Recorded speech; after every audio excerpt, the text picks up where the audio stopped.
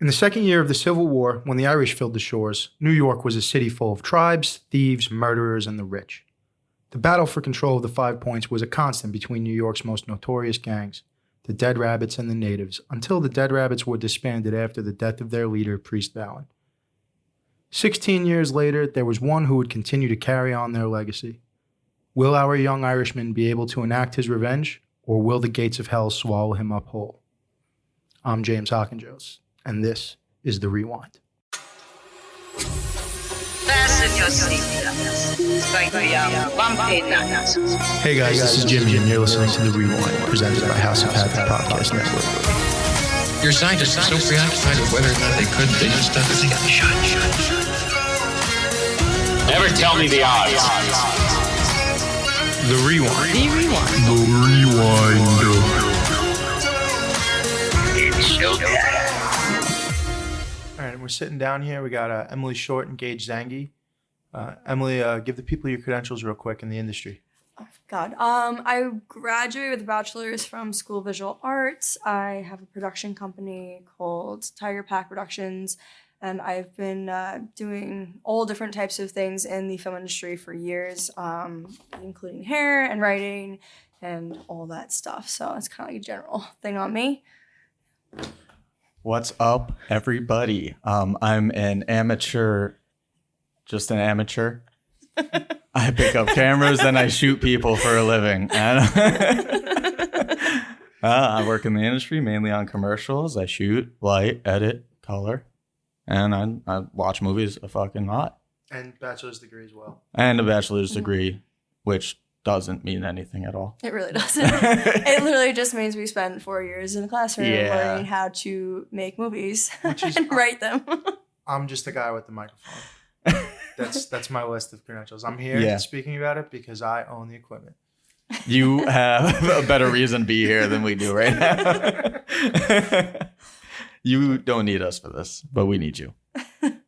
Well, today we are going to be talking about Gangs of New York, which is one of my favorite films. I think it's one of James's favorite films as well. I don't know about Gage. How do you feel? It was. Okay. For a long time. It was. And then you know what? I rewatched it for this. And I came out of it with a few disappointments. All right. Oh, I kind of feel like I almost want to start with the disappointments, but why don't I start with your score? What's your score on it? If 1 through 5.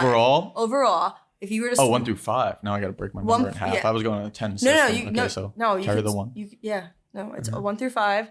And like you were, Decimals are good. Yeah. 3.75, Ooh. I think is where I'm landing. Because I was going like 7.5. You know what? I can't even do that to it because it is such a good movie.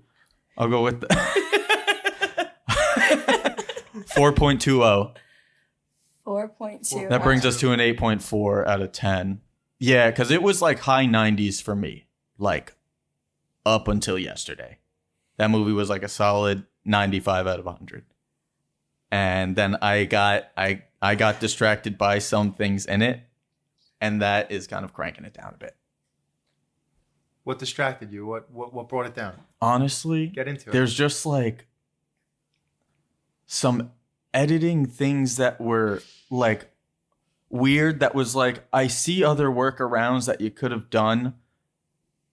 And the one that gets me the most is that like right in the beginning, after that big fight, the kid goes and runs off into that fucking the Cave of Wonders. Whatever the shit that brewery turned into. It's like a Universal ride. Yeah, like absolutely insane. Runs through the doors, and then this other kid wielding a fucking 7-foot piece of timber swings it at some guy's knees, which like that was sped up so much and so jarring that I was like, I really wonder what made them say, hey, we have no other workaround than to speed this clip up like that much. So I would actually argue that this is probably one of Scorsese's most stylized films. Yes. And like you could clearly say the other one I'd probably say is maybe Shutter Island, because it's not his typical like styling in a way. Yeah. It is, but it isn't. And there's certain moments in this film where you're like, oh, that's classic Scorsese, or like, oh, that's a classic like homage he likes to do to stuff. Mm-hmm. But in general, it doesn't really scream like a Scorsese film. Yeah. As much as like a Goodfellas or another one of his. Well, he's got. I do put this in the category of like Scorsese films, because then he's got other ones like Silence, Passion of the Christ. That other one. Yeah. It's not like Color of Purple. That was Spielberg. No. Yeah. He made some other thing on like a farm. You don't remember this? No. What on a farm? I'm pretty sure he did like this one film that was like set in like a southern farm. Was it Color of Purple? No, that was Spielberg. Yeah, and I think tonally it was like the same. I think tonally it was the same, but in terms of like, or am I thinking of The Color Purple and Spielberg? I feel like you're thinking The Color Purple. It's Cece? Possibly. No, and it's like the ending with the beautiful coloring, and they have the gorgeous head wraps on. Really, if I remember the documentary that I saw them talking about this in, I'd be like, oh, okay. Because this conversation does not matter if the film is not Scorsese's film. Well, anyway. So, running it back. So that like weird editing thing was like, that one, I was kind of like, okay, so there must have been something where that was the best option. Because Thelma Schoonmaker is a phenomenal editor. Yes. And she's been editing every film of his, and I love them all. Yes. I love the pacing. I love what she does to, speed up, kind of take you through things that don't matter so much, like when they're walking through Tammany Square and what's his name is just like explaining like, oh, that's this gang and that's that gang. And those people, they just stand at the corner and preach damn England. The true blue American. Yes, those guys, those motherfuckers. Yeah. So you got that type of pacing, and she's like, okay, this doesn't really matter that much to the story. It just shows you like, oh, here's the world. Yeah, it sets the scene. Yeah, but we're not going to spend a shit ton of time on it because we already have a lot of time to go. Yeah. Well, one thing I'll tell you is that when my research, I did discover that he actually gave the cinematographer Michael Ballhaus, something like that. Ballhaus, rest in peace. He gave him a Rembrandt book. Rembrandt book. Oh, a Rembrandt. Yes. That makes sense. I was looking at it and I was like, how he said, I want the film to look like this. And it was a whole book of all different prints of his. No shit. So yeah, so that I think is in tune to the editing and the stylistic choices made. Because I don't know if you study him at all. He's Ballhaus? No, Rembrandt. He's odd. He's got odder work. Like it's very stylized. Like, I just know like prints. the lighting. The Rembrandt lighting with the shadow on the nose. But I don't know like well, no, because it's else. also like the way he structures his paintings and stuff like that, and the way he uses space and stuff like that. Like there's like, because if he has so many different paintings, it's hard to say. I don't know what exactly was in that book, but it does to me make a little bit more sense as like what were the choices made. Yeah. But how like when was your first time really watching this film? I was definitely in college, so at least 7 years ago. 7 years ago. Yeah. Probably like 7 to 8 years ago. Okay. I fucking loved it. It was great. I think I watched it. Watched it and then I just restarted it with the commentary on, which I've only done that with 2 films, both Scorsese films, actually. I did that with that and Casino. Also, the longest fucking films I could choose to do that to. Well, so what we were saying when we were saying it's a long ass movie. Yeah. And the original cut was what, 3:36? You said? Yeah. Is there a director's cut out there? Yeah. No, I don't think it exists. But Okay. the original. Okay, so the runtime of this is, I was gonna put this in the technical stuff, but I'll do it now. The runtime was 167 minutes. The original cut was 216 minutes, which ran about 3.5 hours. Yeah. And then I think if he made that now, he would just let it fucking ride. yeah, I think he'd do that. I think he'd dig deeper into especially after that. But I think he did dig deeper into relationships with other characters because there's a lot of characters, but you don't really give a shit about any of them. Yeah. Yeah, that's Like you only really care about the main 3 right there, that little triangle. But like the friend with the scar on his face, Johnny, Johnny's like great. you kind of care, you kind of feel bad for him because he's just he's trying to get laid and it Johnny's doesn't like happen the for little him. rat of the crew. Like there's Yeah. always that one like misfit, can never kind of succeed, always feel bad. Yeah. Like the Eeyore. Yeah. He's like the Eeyore of the Cutting crew. corners left and right. Yeah. Doing whatever he has to do. Like just desperately wanting to be part of something and Yeah. never being able to really do that. It's like the classic Yeah. sad character. It's tough. like the sad trope. Well, actually, this film was originally supposed to be done in the 70s, late 70s. Wait, what? Yeah, that's how old this film has been. Oh, sitting to on be the shelf. made in the late Yeah, 70s. so it was a Oh, that would have been dog shit. well, yeah, no, I think about it now. It makes sense why they slated it. Yeah, so again, Even in 2002, it feels like it could have waited another 5 years. Yo, imagine that opening fight scene, but In like 07? now.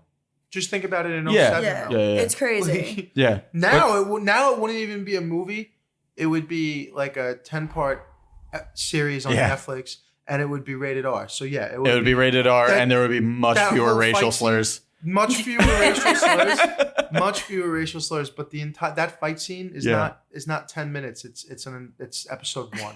Oh, yeah. Yeah, They would have and gotten the it's- dude who did Yeah. the Battle of the Bastards to come in and do something dope, but instead they just had like This overcranked shutter speed, It's a very odd faded layout. shots with that weird ambient metal drop D guitar.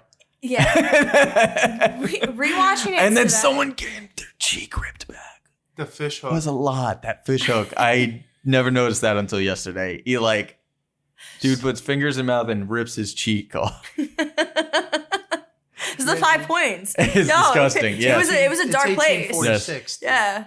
When I close my hand, it makes a fist.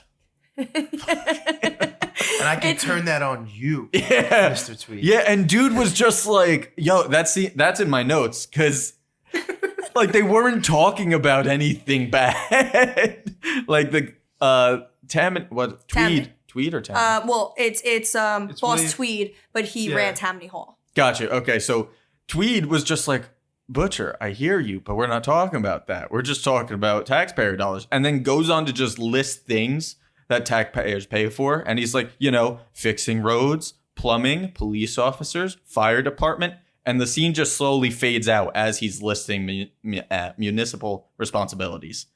And it just goes into another scene. I'm like, how long did he go on? Like they're just trying Just to school systems, healthcare that we want to implement.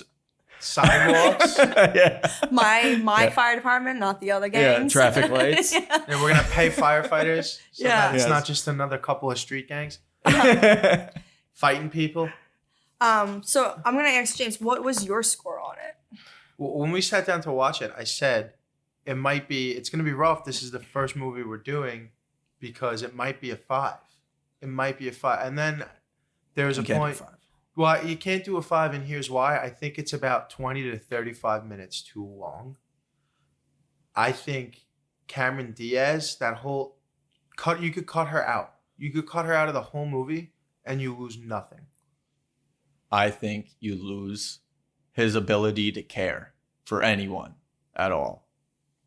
Because his whole thing is like, I got sent to fucking Roosevelt Island, whatever they called it at the time, Blackwell Island. Hellgate. Yeah. Hellgate at Blackwell. Island, Yeah. Yeah, but yeah. So he got sent there and then was just kind of like yesing the priests to death the whole time he grew up. And then when he finally got out, he was like, Bible, of course. Yeah, you let me out on good behavior, whatever. Classic Scorsese shot. Yeah. Yeah, Bible. Yeah, the Hucks water. the the Bible, music. hucks the Bible off the bridge, Yeah. and all of a sudden the water's black for some reason. Well, it's the East River. And then he... Even then, it was a shittle. Even Yeah, actually, probably more so than people just throwing their shit. There's Yeah. no plumbing. He's just No. fucking right in there. So, But carry on. 4.6.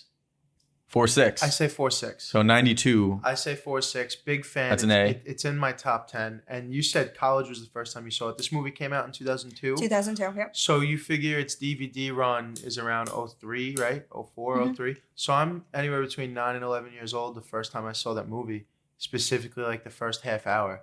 And it got my parents made me go upstairs. So like you can't finish watching this. So I probably wound up finishing it closer to be like 12 or 13, but I'll never forget the first time I watched this movie. Because only a couple of times my parents had to kick me out of the room for something. And it was like that, and then The Sopranos and Nip Tuck. Those were like the big 3 that I've ever been kicked out of a room when my parents were going to watch. And that fight, I'll never forget sitting down on the floor watching that fight scene in the beginning. As a little kid. yeah. Dude, it was lit. And I remember because I was probably 10, so Yeah. I was confused. I'm like, they're gangs. It's a gang war. well, how come no one has a gun? My dad had to explain to me that it's 1846 or whatever. Mhm. year it is, Yeah. and that guns weren't really They were had. Yeah. Yeah. or respected. Samuel Colt was in his fucking garage working up something. Yeah. Yeah. Yeah, literally. Something that would change. Change the course of the Western expansion. change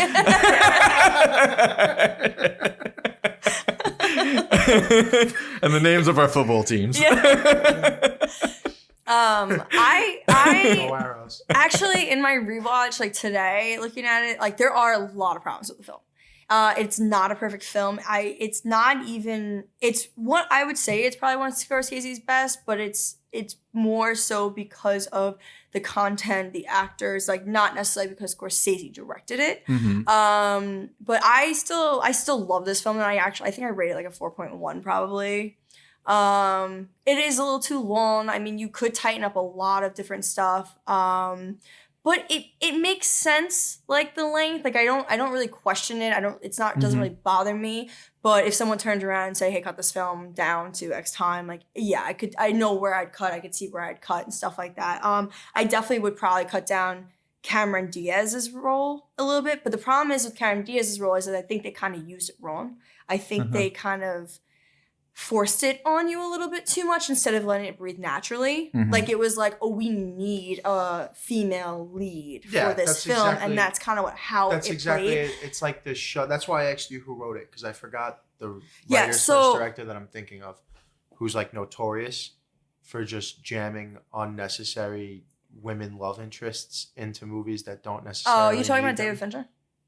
Yeah, it might be Fincher. Yeah. It might be I Fincher. think you're talking actually. yeah. Yeah, absolutely. Does he do that? Yeah, Yeah. he does. It's Fincher. Yeah. Fincher just forces like main female love interests into movies that don't need them. Give me one. Social Network. Bang. Kate Mara. Yeah. You don't need that at all. I mean, yeah. I mean, okay. Brenda Song played a phenomenal part in that. Yeah, but she wasn't need his her. love interest. No, I know. I'm playing. Yeah. And again, that she was like She was a fucking real- assault. It was a real like right at your role. Like she Yeah. had no depth to her. Like his female characters tend to have not a lot of growth and not a lot of depth to them. It tends to be more about the plot. He's a very plot based filmmaker.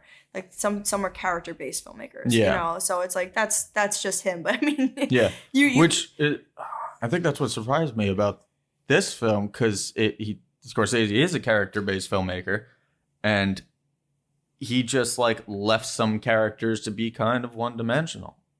which I wonder if you saw the director's cut, if you would still feel that way. I don't think so. Yeah, so that's why I'm like, I don't know. Time doesn't bother me. Like, it's just I don't get to watch it often because, what you kind of got to plan ahead if you're going to jump into a 3-hour film. Yeah. So I'm not worried about the time. I feel like it could use more time to develop those characters, like Johnny or John C. Reilly's character. I don't give a shit. There's so many faces that you're like, oh, that's John C. Reilly. is John C. Reilly's incredible. Happy Jack. oh, he's such a good actor all around. In this movie, he's incredible specifically. Yeah, he plays Happy Jack in this. Real quick, I'll go over my when I was a kid, this like obviously 2002 it came out, so we were kids, and my parents were nuts when it came to content, movies, and television. And my brothers were a lot older than I was, so I watched this film growing up. Like this was talked about in my family. Like Goodfellas was talked about in my family. So I was very involved in filmmaking as a young kid, and this stuff, like I was used to it. And then being such a history person, like I love this stuff. Like anything has to do with history and stuff like this, love it. And the fact that Scorsese does kind of in this try to be very accurate to some things also kind of is awesome, because when you read about the 5 points, like there are accuracies towards the ending, which I'll go into this later, but towards the ending with the riots, that stuff really happened, and so it's kind of interesting that he took a real event and molded it around this story, and it actually causes a crazy emotional reaction at the end, because you don't necessarily get that satisfaction that you may have been looking for, or you may have. It depends on who you are as a person and a audience member. But anyone, do either of you have anything else to say real quick about like your backgrounds on the films or your feelings on the films before we go take a quick On which break? films? On this this film. film. On the film that we're doing a podcast on. We're gonna- the main film. I thought this whole thing was about the film. this whole thing is about the film. But no, I mean like anything personal, any personal experiences, any personal things you want to say about it before we go take a break and come back with some technical issues. Yeah, no. Technical stuff. Okay. No. James? Nah, just it definitely still after the rewatch, it's in my top 10. Oh, Big fan of it. it's still, yeah. There's just a lot of incredible things that we'll get into. Daniel Day-Lewis is throwing heat the whole fucking movie. Yeah. Insane. He's throwing The best actor. Liam like, Neeson he's just throwing 101 miles an hour for 20 pitches. yeah. I'm in and out. I'm striking out 3 batters and I'm out. But we'll get into all that. I love this movie. We're gonna take a break and we'll be right back. Are you ready to experience the dark and macabre? Look no further than Tiger Pack Productions. Tiger Pack Productions, independent film company by our friends Emily and Vincent. They started back in 2018. They've done a few short films, The Attack and Flora's Daughter. Award-winning at dozens of festivals. This company's on the rise. They're just getting started. So why don't you guys give them a follow on their Instagram and Facebook at Tiger Pack Productions, and go to their website, www.tigerpackproductions.com, and see their entire catalog of products and what they offer. They're really cool people. You should check them out. All right, we're back. We're going to dive deep into the technical aspects of this film. But before we get into that, Emily's going to hit us with some quick facts. Okay, so this was directed by Martin Scorsese. It was written by Jay Cox, who's worked with Scorsese a lot on stories and stuff like that. Steven Zillian and Kenneth Langer. I'm not even sure how to pronounce that. Probably screwed that up. That's okay. The release date was December 20th, 2002. The cinematographer was Michael Bullhouse. The cast was Leonardo DiCaprio as Amsterdam Valen, Daniel Day-Lewis as Bill the Butcher Cutting, Jim Broadbent as Boss Tweed, John C. Reilly as Happy Jack, Henry Thomas as Johnny, Liam Neeson as Priest Valen, and Brendan Gleeson as Walter McGinn. You think you know where it was filmed?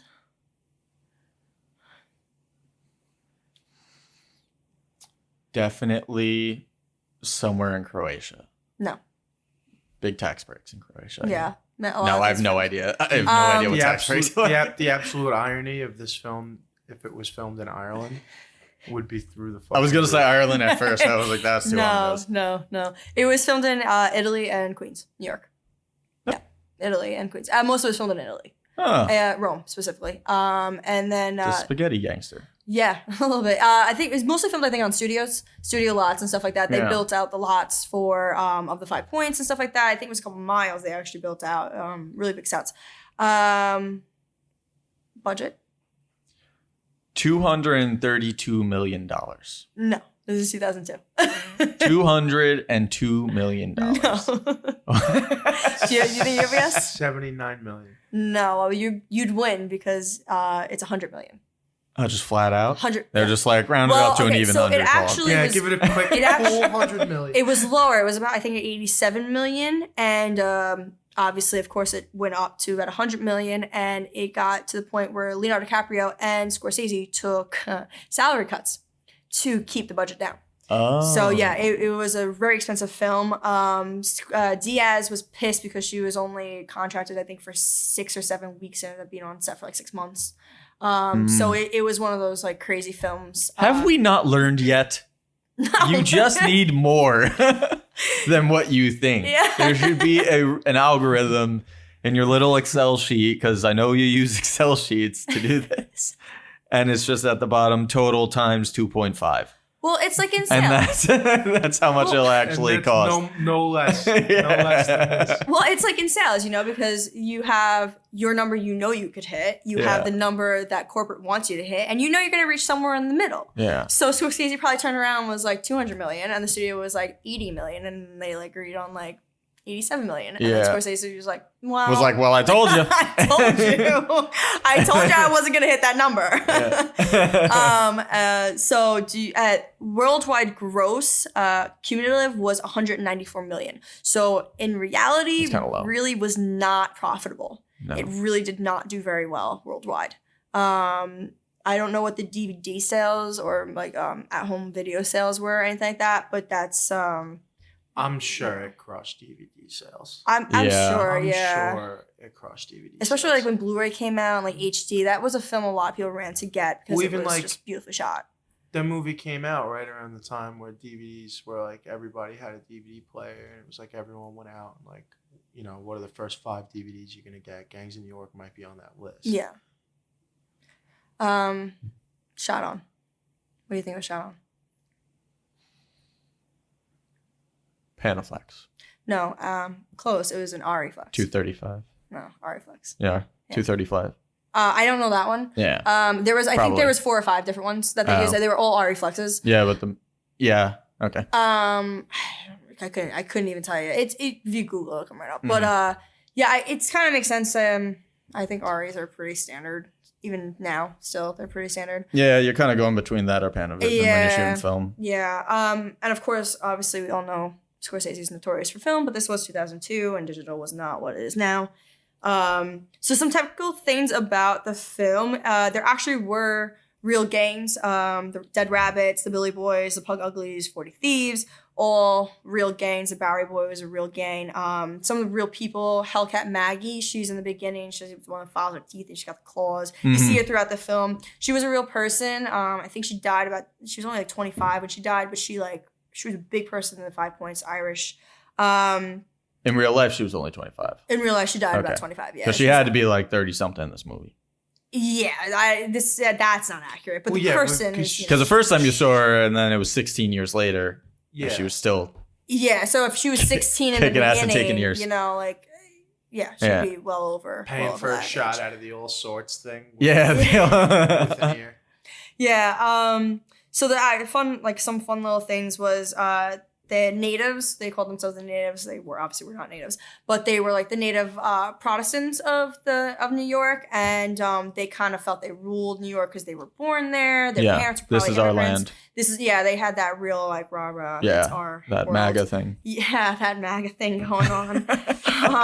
This film kind of is a real mirror when you look at it sometimes. But they were mostly English immigrants. Born from English immigrants. They hated the Irish when they were coming over. The Irish started coming over to New York in droves right around the 1940s, which is when the potato famine began in Ireland, and sending them over because they had no food. And right away they were just... The 1840s. The 1840s, sorry. Did I say 1940s? Yeah. No, well... Just say 1940s. No, sorry. The 1840s. Different immigrants by that point. Much different immigrants at that point. Problems with. Well, we'll talk about that on another film. All right. So, quick little facts would be the upper middle class really did travel down to the 5 Points in these field trip type things. Walt Whitman was someone who went down. Mark Twain was someone who actually went to visit the 5 Points. They had, just to be like, hey, look. Yeah, just literally. Glad I don't live here. Literally, it was like going to the zoo. It was really they would go with the police, and the police would escort them, and they would go around and look around at people. Yeah, it was crazy that, and that's where our country comes from. America, baby. A lot of the Irish did actually end up going into the Civil War because when they got off the boats, they were handed money and told, "Here is your." Yo, that was such a cool sequence. Yeah, They were also given papers and told to sign to come into the country, and they didn't really speak English. Yes. And so they just didn't know what they were signing. Yes. Yeah. A lot of times. Yes. I mean, that sequence That's the starts American with way, baby. Yeah, that thing starts with the dude being like, and this paper declares your citizenship, and this one enlists you in the army. Makes you a private in the Union Army. And that really did happen. It was like 1, 2, go off, get outfitted. Yep. Yeah. Don't even, and then they're getting online, and he's like, when are they gonna feed us? And then the fucking coffin comes off and gets planted, and I was like, that's such a good one shot right there. Yeah, and it really does give you a sense of the world that they're living in at this moment, and it was like that. I don't even know where I was. Oh, the fire scene. So the fire scene is probably one of my favorite scenes in the entire film because it's so accurate. So when fires would happen in the 5 Points during this time period, there was fire brigades run by the gangs, the Billy Boys and all these people.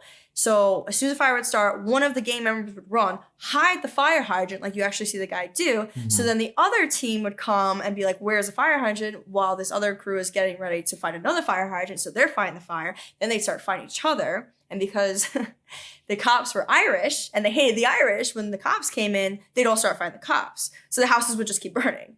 And people would be stealing the houses. So that actually did happen. That was real accurate to the times.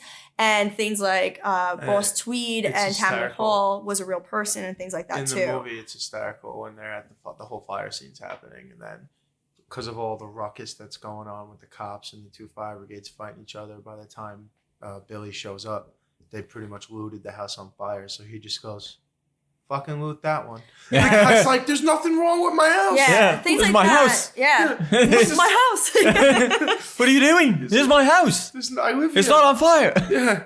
This one's perfectly fine. And he gets decked. Yeah, that stuff like that really did happen. Slugged in the mouth, and now we're gonna take all your nice stuff. Yeah. Yeah, I hope you only have wooden spoons. Because if you have metal spoons, we're taking them. it was a bit of a Making wild pellets out of time. It was a bit of a wild time down in Chinatown, which is now what modern day the 5 Points are. That was a question. That was a question I had. Yeah, it is based. It was Chinatown pretty much. So the streets, I actually have them. It's Baxter Street, Bayard Street, North Cross Street, which was changed to Park Street in 1854, Orange Street, which was changed to Baxter Street, also 1954, and Mulberry Street. And then there's the Bend. And so that would be the 5 Points that is in modern day Chinatown, which is still obviously there because it's built into our landscape. Imagine if 5 Corners in Ronkonkoma was lit in the 1800s. Oh, like that. That's our little 5 Points. It's the same kind of deal without a town square. Yeah. That's It's true. literally We the don't have same Paradise deal. Square. If you just knock down that Joe's Coffee place and put Paradise Square there, that's Yeah. fucking the 5 Points, baby. Yeah. Hell yeah. A lot of dope heads. Yeah. A lot of... Instead of fighting over supremacy, they're just fighting over that fucking perk that somebody left in the Yeah. parking A lot. little bit of Oxycontin. Yeah. So Shout out 5 Corners. 5 Corners, Ronkonkoma. So Dead Rabbits in Gaelic actually means man to be feared. That's part of the reason that they were called that. Wait. In Gaelic, it's In Gaelic, the dead rabbits. the mouth sound, dead rabbits. How do you say rabbits? I couldn't Gaelic? tell you that. I don't speak Gaelic. That's what it told me on the internet. Oh. Well, shit fire. Like when I did my research. I also found out that De Niro actually recommended Leo to Scorsese for this. Oh, because he worked with him on The Boy's Life. Yeah. Yeah. And he's Yeah, that's right. Mhm. And Leo's already a pretty well-known young actor at this point because he already done What's Eating Gilbert Yeah. Grape, He He did Basketball Gilbert Diaries, Grape, he did Titanic, Basketball Diaries, Titanic, and he had done Romeo and Juliet. Baz by then, Luhrmann's. right? Yep, that was Yeah. 96. So, and the other thing. So Leo too- already a young stick man at this point, but it's his Yeah. first team up with Scorsese. Yes. Yeah, and then that spent that they're still working together now. I mean, it really ran like 10 years that they had a couple films in there. A while. Yeah, a while. While, as they Real say. while. So Bill the Butcher was based on a real person named William Poole. Obviously, timing of the film was a little inaccurate to when William Poole lived, but he was known as the Butcher of the 5 Points and was a massive gang boss during that time. Scorsese ended up hiring a magician to teach Diaz how to pickpocket, and Daniel Day-Lewis stayed so in character because he's such a method actor that he freaked out waitresses and got into fights in parking lots in Rome. Whoa. Nice job, Billy. I actually bro. had a professor who was friends with his wife, and this was during when he was filming Lincoln, or maybe Lincoln had just come out, and she said that she called her and was like, how's everything going? How's Daniel? And she goes, I am really getting tired of living with Abraham Lincoln. And my only question to her was, what was it like living with Bill the Butcher? So Yo, that's- what's the irony that he in his first scene throws a knife at a picture of Abraham Lincoln? Yeah, Yeah, I mean, that's yeah. probably, it is. It's Well, it's because very he was interesting. the character, not a fan of Abraham. Oh, I get that. Yeah, but yeah. then to play Abraham Lincoln yeah, later. Yeah, absolutely. Which you I thought wouldn't about even that tell. too Mm-hmm. when I saw it this morning. Yeah. Honestly, he's such like a method actor that sometimes you can't even tell that it's the same No, person. him and Gary Oldman Yeah. are those guys to Mhm. me. It's Yeah. like you are so Chameleon. beyond good at the craft Yeah. that we don't even know Yeah. sometimes. Yeah, so I mean that's pretty much most of like my notes that I had. I mean, this was originally come up in like about 1978 when Scorsese read a book by the same name and also read a book on the 5 points, and then he called who was his name? Jay Cox, and said, I want to make a movie based around this. And so the two of them started working on it then. And originally De Niro was slated for, I think Bill the Butcher was. That would have not been as cool. Yeah, I know. Well, there was a couple of... I mean, it might have- Aykroyd too. Yeah, there was a rumor that Dan Aykroyd and Belushi were Like- supposed to be... Belushi was supposed to do Bill the Butcher. I don't know how accurate that was, though. I didn't really find too much research when I looked more into it. But yeah, it was another rumor that Dan Aykroyd was supposed to be Amsterdam and Belushi would have been Bill the Butcher. Wait, Belushi like John? Yeah, John Belushi. That would have been odd. Yeah. Like, it probably No. would have been a big breakaway for them to get out of comedy. Yeah. Like, that's honestly what when I read that, that's immediately what I Interesting. thought. That it was because it was that time 78. So it was right after, I mean, they might have still been on SNL. They probably were just off of SNL at that point. So it would have been a breakaway movie from comedy if they did that. But it He'd probably still be alive. Scorsese killed John Belushi. I don't know. Take It might have been the it here first. studios. I might say the studios. Take it easy. Yeah, but that's pretty much it. I mean, it's pretty accurate. If you read more into it, it's kind of crazy what was going on during that time period and stuff like that with the riots and stuff.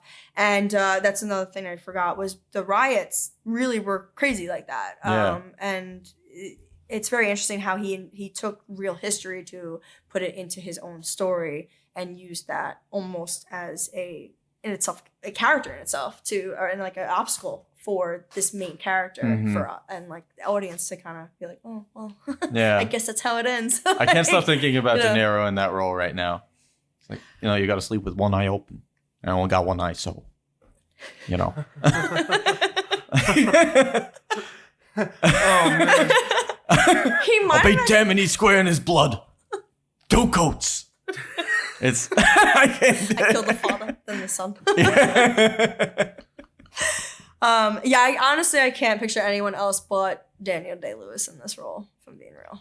Like, there's no one else in my mind. How about I trim the ears? And the beak off the head. Make a soup out of that head. Could find a better head than that, Bill. Such a quotable fucking movie. It's pretty good. There's so many great lines in this movie. We'll get to that, though. Yeah. We'll get to that. She is a prim-looking stargazer. Prim-looking stargazer. And, like, is that like a modest compliment? Or, like, if Emily heard you call her a prim-looking Prim-looking stargazer, like, would you basically just call her Thotimus? Like, what, like, was it a term of endearment? Yeah. Are you a nasty fuck? Yeah, are you a creep? I can't tell. I Is think that You're coming from right. Johnny, it's a term of endearment. I think No, that was from was that from Amsterdam. Amsterdam? Yeah. I thought Johnny said. no, maybe because it was his wasn't. first time seeing her. That's and he right, was that's like, right, yo, you're right. she fine. Yeah, maybe Yeah. it wasn't a term of endearment. Shorty then. bad? No, I think it was good, but like it was a positive thing, but was it creepy? It might have been like calling her sexy, Yeah. like modern day sexy, where it's like it depends on the Like, girl. Damn, Some boo. girl might Damn. be okay with that. Damn, some, babe. Yeah. you know? I'd like to turn you into How you a get toaster all that strudel. and all of them pants? I think one of my favorites. Oh, girl, you shit with that ass? Damn, girl. So let's get right into it. We're gonna talk about the script and the pacing of the film, and we're gonna go to Gage first. Gage, how do you feel about the way it was written and paced? We already got into it a little bit about how it's a little long. We did. I disagree with the long sentiment. I think I'm not bothered when watching the film. I'm never like, when is this going to end? I want to go do something else.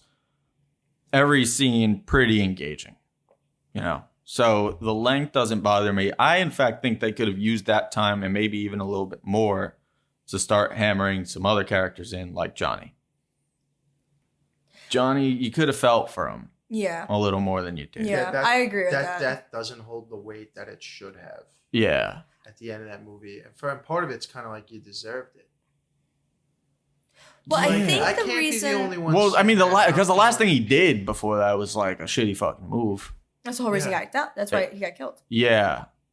He really got killed because Bill the Butcher saw that he was non-loyal to anyone. Yeah. Because honestly, if he showed that he was loyal to the dead rabbits, like, yeah, he would have had a target on his back, but it may have not been. But not that. the same as everybody else. Right, exactly. Like the way he got killed is like that's the way. Yeah. Like, But now he's a sneak thief and a dishonorable man. exactly. But I think that scene. I think the reason you can get emotional, because I mean I get emotional from that scene, but it's more because of Leo's performance than it necessarily is our connection to Johnny. And I think honestly, I'd be curious to see the director's cuts to see how Johnny is played out, and so same Cameron Diaz is played out in that, and see if they're like a little more hearty, I guess we could say.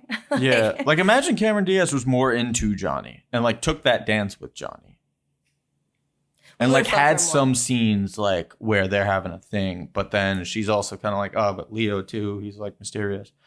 And then like just that little build up meeting that point, I feel would have hit harder than just like, oh, this kid has a crush. The girl is a streetwalker. The girl is a streetwalker and a turtle dove. So, I mean, who cares who she's into? I feel very who cares about the whole Cameron Diaz role.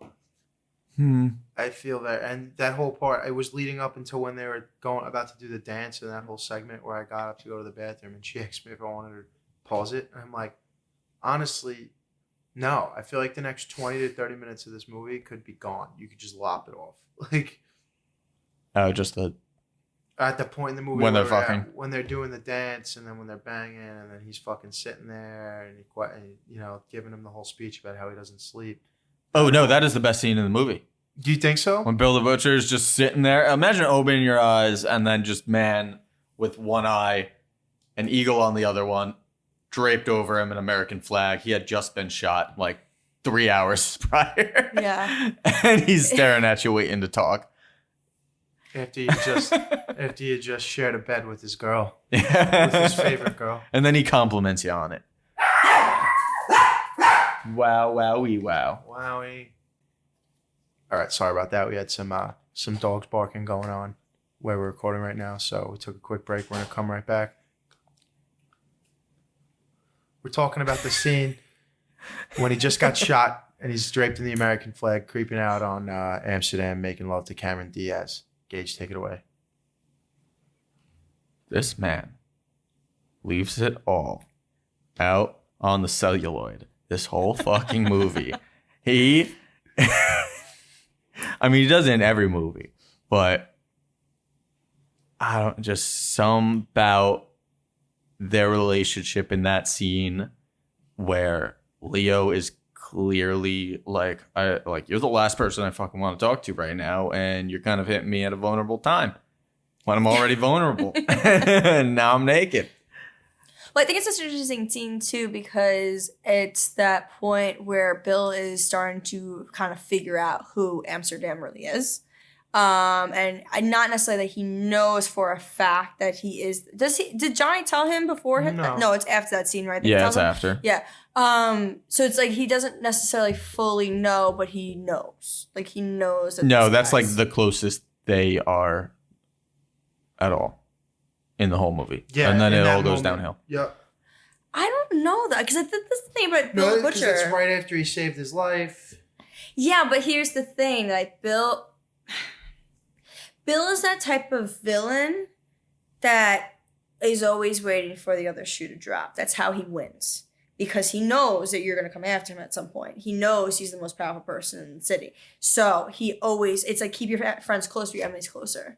And it's that kind of moment where, yeah, he's expressing gratitude and thanks, but what's behind that? Because I don't think it's true. I don't think it's genuine what he's saying. Yeah, because I guess Amsterdam was kind of weird when all the strippers were down there and they're like kind of chilling.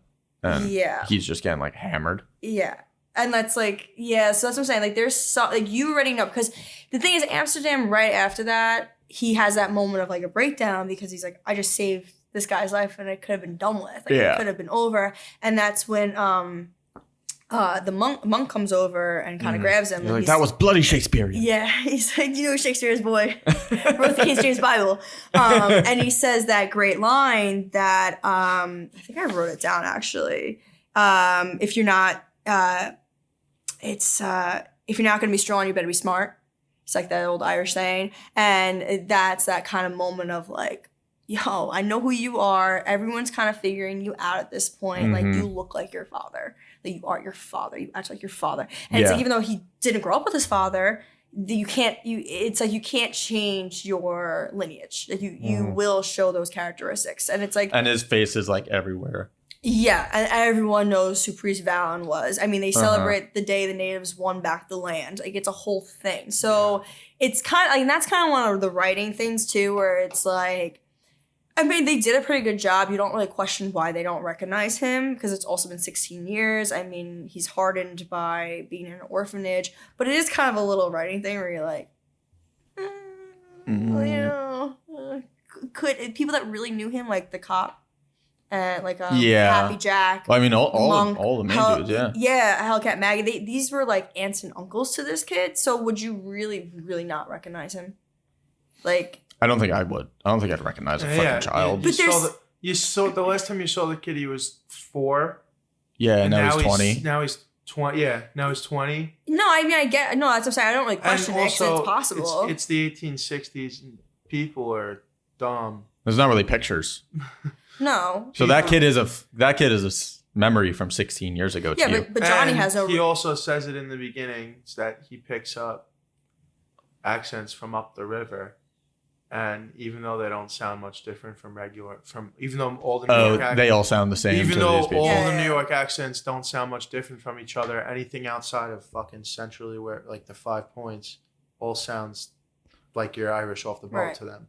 So I mean, you know, it's 1863. It's not 2020. Obviously now, if you had a nephew, if you didn't see Mason for 16 years, you bumped into him 16 years later, you'd probably figure it out after a month or two.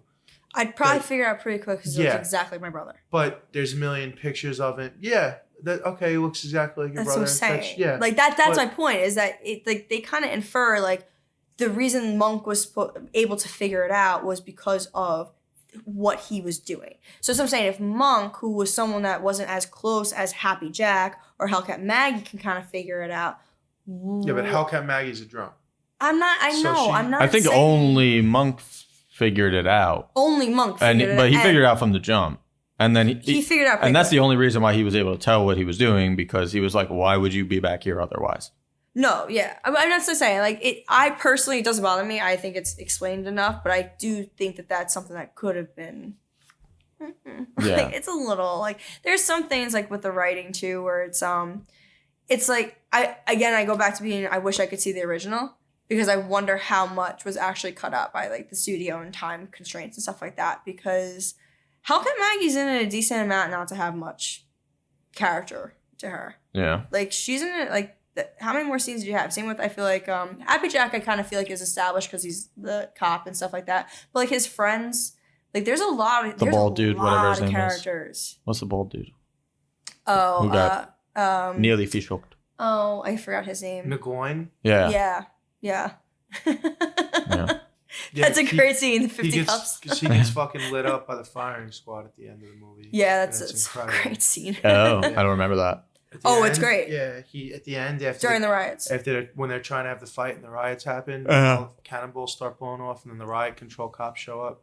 He's fucking running through the cloud of smoke and unknowingly into a fucking squad of riot control cops, and they all just firing squad style light him up. Wait, so I only watched up to the scene where Butcher's draped over with the flag this time around. Why did the boats come again? Was that the Confederacy? It was the riots. It was the riots. And so that was just like To put the National Guard? They were just putting their eyes. Yeah, it was the Union Army. So the Union Army was getting prepared to ship off. Yeah. And And the then they're riot like, started. that's fucked. Yeah, pretty Point much. the cannon that way. Yeah, They so literally say, put the riot down first. Don't worry, like take prisoners second. yeah. So I Um, mean, yeah, we always had we have a real great history of handling riots and stuff like that. Always. Yeah. So we've always been real good at It's it. on brand. Yeah, right on man. America. Yeah, no. So what happened was the Irish immigrants started getting pissed about this possible draft and being kind of forced into the army, and why aren't the natives being forced in? And then this draft actually did come into effect, and the Irish immigrants kind of stood up and said no. And the natives said, well, you came to this country, so you're going to fight for it. And it was a whole big thing. And it did take, a lot of people died. A lot of people died during that riot. The Union didn't ship off. They ended up turning around and going to the cities and trying to disarm them. And I think it took about a week to fully disarm the mob. And the ships came back and were blowing up cannons, and it was great. It was a great time in the 1860s. We're real good with riots. We really know how to handle them well. So we not lightly, we touched on this a lot with the cast. Anything either of you wanted to add? Casting, anyone you would recast? I'm perfectly happy with the way this movie came out. I wouldn't really want to recast anybody. Liam Neeson. No. Who was your No. I mean, good Liam Home run. Neeson. Home run. Big thumbs up. Prepare to receive the true Lord. So Liam Neeson was actually supposed to be cast as Monk, and he asked to be cast as Priest Valen. He was like, I don't want to. Yeah, he didn't want to be Monk. I want to be in and I don't out. want to go to Italy. Yeah. I want to be in and out shooting Yeah. 3 weeks. I'm not trying to be in Italy that long. My argument about Daniel Day-Lewis is that if you don't have Daniel Day-Lewis as Bill the Butcher, I think that Leo is the whole movie. I think he's the scene stealer. I think we don't talk about Leo enough because Daniel Day-Lewis is that good. Like Leo is fantastic in this movie. His acting is phenomenal. I mean, like the whole Johnny scene. The reason that personally to me you feel any type of emotion is because of Leo. Leo carries the entire Cameron Diaz bullshit. Like I don't feel like they had any chemistry, the two of them. No. The whole thing, the whole dynamic of it. I understand your point. I think you just don't like Cameron Diaz. No, I got no problem with Cameron Diaz, dude. I have a problem with Jenny Everdeen or whatever the fuck her name is. Oh. I think the whole thing was pretty much useless. The I think if you might be able to get someone in there who had more chemistry with Leo, and then maybe I might give a shit. I don't even care. You could have killed her at the end of the movie. It wouldn't have made any difference to me. There was a whole lot of names running around for her character. There had to have been somebody. somebody around that time, around that age, who would have had more chemistry with Leo. Kate Blanchett. Oh. Kate Winslet too. Oh, that's what I meant. Oh yeah, I was gonna say Kate Winslet. The They're other very Kate. good friends. They're very, very good friends. Okay, what's next, babe? Cinematography. Love it. Michael Ballhaus. Dope film cinematographer.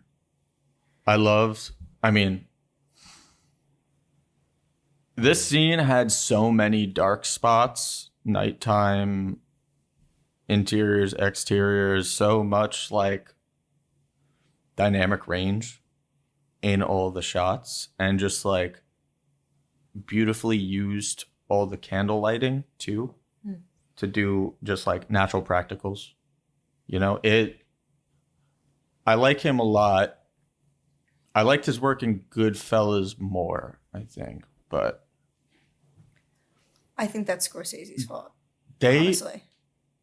He works with 3 cinematographers, and that's Michael Ballhaus, Robert Richardson, and Rodrigo Prieto, the guy who did Irishman and Wolf of Wall Street. I think I can't even pronounce his name, so Yeah. I think that's right. I think with the cinematography in this, like I do have a couple issues. Like the fight scene at the beginning to me is a little not much, but it's odd. It's very stylistic. You almost want to, for me personally, like I almost want to sit on certain moments a little more. Yeah. The priest told that scene, like it's real quick. It's real, like you see his face die. Like you don't see anything else, but yet you're seeing people getting their heads smashed in and all this stuff. So it's like it's odd choices that they had. Yeah. They did that like shell shock thing, but just like throughout the whole fight scene. Yeah. And I wasn't sure if that was supposed to be like this is shocking to the kid. Like this is like everything's kind of just a blur and I just see blood being spilled and people dying. That's interesting. I think that's kind of what they were going for there. Yeah, that more makes sense. More so than like an epic battle. Yeah, I just want an epic battle because who doesn't love a good epic battle? Especially because you. Oh, it's totally. Still an incredible scene. Oh, it's fantastic. It's still amazing. It's absolutely fantastic. And when she pulls up the ear, she's all excited. Like I love that. Cuts his ear off. Yeah, ears and noses are the prizes of the day. Ears and noses may be the prizes of today, but no hand shall touch this man. This man shall cross over whole. Yeah, I love it. Not until I get what's mine. Yeah, a bit indecent, but fair. Fair. A bit indecent, but fair. Yeah, I do. I love the cinematography. I really love the scene when he's following her in the trolley and stuff like that. You see the whole turtle dove thing when she's crossing through the house and it's kind of in the windows. And it's really smart cinematography. It's really smart shots. When he chooses to linger on someone versus when he doesn't. It's all very interesting. And like I brought up earlier with the whole Rembrandt book, that Scorsese really had a very stylistic feeling for this film walking into it that Ballhaus clearly had to keep up with. I feel like they didn't really play into too much how much danger Amsterdam was in. They kind of always played Cameron Diaz, Leo, and Butcher as like equals in shots. Yes. There was never like this guy owns the framing, he has all the power. I mean, Butcher was center framed a lot, but mostly in like a public setting just to be like, hey, he's the man. Yeah, I kind of feel like that was probably done on purpose because the whole point is that he is an ordinary guy and he kind of wants to be perceived as this ordinary guy, but he steals the scene every time he's there. You don't need to center on Danny Day-Lewis because he steals the scene no matter what. No matter if he's on that scene, you're staring at him. Even if Leo's talking, you're staring at him because he's just that good. So that didn't really bother me as much. Like I didn't even think about it honestly because I wasn't bothered. It's just something I pick up on when watching any given film. Like Goodfellas has a lot of that. Like Paulie is typically much bigger than everybody in any given scene, not just because he's a big guy, but just the way they shoot him. Yeah. They have a lot of like Henry Hill. When De Niro and Pesci are talking and Henry Hill's listening in, he's always like behind somebody, like he's blocked in the frame and sometimes a little bit out of focus. But there wasn't really much of that in this. I feel like this was kind of shot like a play. I think it's shot like a painting. I think every shot's like a painting. Okay. Yeah, that's I think where the Rembrandt comes in. Yeah. That it's because it's. I think it's meant for your eye to look at the entire scene.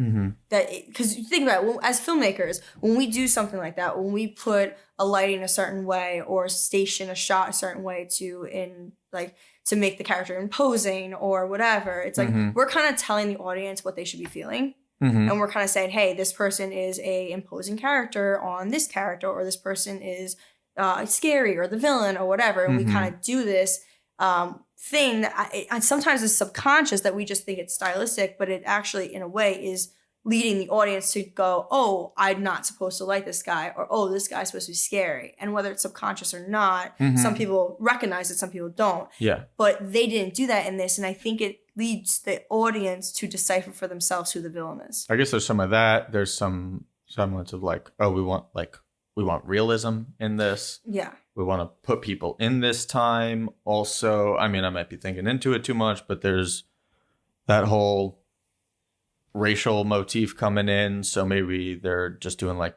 everyone's an equal. Like just like, this is really the way of the world. We're not gonna like make anybody seem more powerful, less powerful, evil, good. We're just gonna let it play out.